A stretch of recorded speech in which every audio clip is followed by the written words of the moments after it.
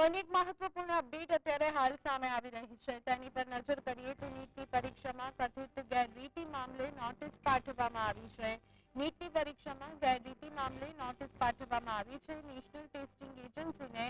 supreme કોર્ટે notice આપી હોવાના સમાચાર સામે આવી રહ્યા છે 8 જુલાઈએ આ મામલે વધુ સુનાવણી હાથ ધરવામાં આવશે પરંતુ અત્યારે હાલ તો સુપ્રીમ કોર્ટ દ્વારા નોટિસ પાઠવવામાં આવી છે નીટની પરીક્ષામાં કથિત ગેરરીતિનો જે મામલો સામે આવ્યો હતો અને તેને લઈ તપાસ હાથ ધરવામાં આવી હતી ત્યારે હવે